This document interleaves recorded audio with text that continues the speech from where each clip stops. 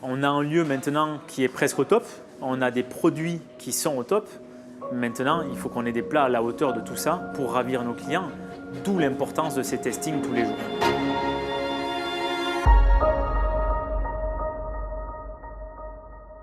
On sort d'un restaurant où on faisait des tapas et d'un restaurant où on faisait une cuisine un peu plus élaborée à l'étage, à là maintenant remplir des buffets par 10 ou 15 ou 20 plats. Il faut qu'on donne envie aux gens dès qu'ils rentrent. Je veux qu'ils soient stupéfaits par des plats gargantuesques, super bien dressés. Par exemple, on va faire des jarrets entiers de bœuf immenses que l'on va braiser pendant 6 heures dans du vin rouge.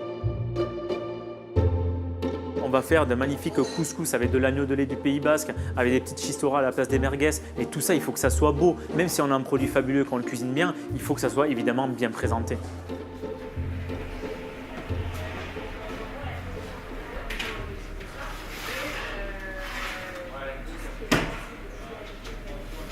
Ici, l'idée principale, elle était de faire à manger dans les fours à pain. Dans ces fours à pain, évidemment, on va faire plein de choses. Donc on a fait des essais.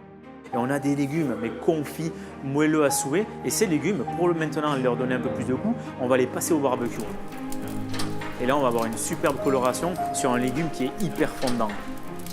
On a fait également des énormes poissons entiers levés en portefeuille que l'on va cuire dans des pâtes à pain de maïs pendant 1 heure facilement au four. Et ça, moi, ces modes de cuisson, je ne les ai jamais fait.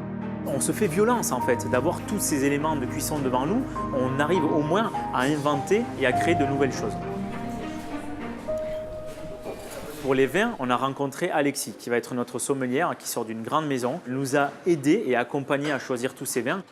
On a fait des testings de 25-30 vins à chaque fois, avec l'équipe, avec les sommeliers, avec des cuisiniers aussi, parce que pour moi c'est important. Et lors de toutes ces dégustations, il a fallu s'entourer. On s'est fait aider par Sébastien Pradal, qui est un très bon ami, sommelier, qui nous a aidés à constituer cette carte, car lui a un énorme panel de fournisseurs et de vignerons. Pour faire les cocktails, on a Aurélien qui nous a rejoint, qui est un super barman, et qui nous a fait une douzaine de cocktails différents. Ce testing, ça permet lui de se mettre en avant par rapport à son talent, mais de le contrôler par rapport au lieu. Le talent d'Aurélien, ça a été de nous sortir une carte complètement différente des autres lieux parisiens. C'est une tuerie.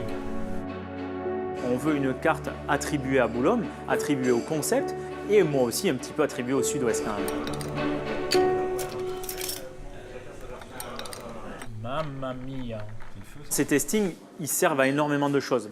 Je l'ai souvent fait dans mes restaurants. En fait, je veux que chaque employé, que ce soit un cuisinier, un serveur ou un vendeur, goûte ou ait déjà goûté les plats que l'on va servir. Donc je veux que tout le monde participe à ces testings, amène une idée.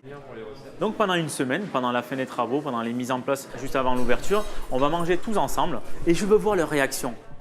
Je veux qu'ils ressentent les sensations et la passion que l'on veut donner dans ces plats, pour qu'ils sachent expliquer parfaitement aux clients ce qu'ils ont ressenti en fait en mangeant ces plats. Et ça pour moi c'est hyper important. Donc ces testings servent à goûter évidemment, mais ils servent à montrer à mes collaborateurs comment découper un poisson en croûte, comment assaisonner un tartare, comment découper une volaille. Tout ça je vais leur montrer et leur apprendre.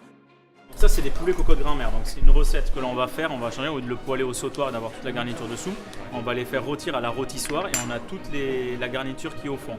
Donc voilà, donc les poulets classiques, vous le mettez en face de vous, cuisse ouverte, on entaille les cuisses, on passe dessus. Parce que je veux mettre le métier de serveur en avant et qu'il soit devant, en salle, en train de faire des flambages, des découpes. Je veux qu'on mélange en fait les cuisiniers et les serveurs dans le même restaurant. Je pense que la création de Boulogne, ça nous fait totalement sortir de notre zone de confort. Là, on est autant en cuisine qu'en salle en train de débarrasser, de nettoyer, mais il faut qu'on soit prêt culinairement parlant, quoi. On va dans un endroit qu'on ne connaît pas. On part dans une boulangerie, une pâtisserie, un restaurant de buffet à volonté et un bar à cocktail. En 10 ans, j'ai jamais fait ça dans mes restaurants.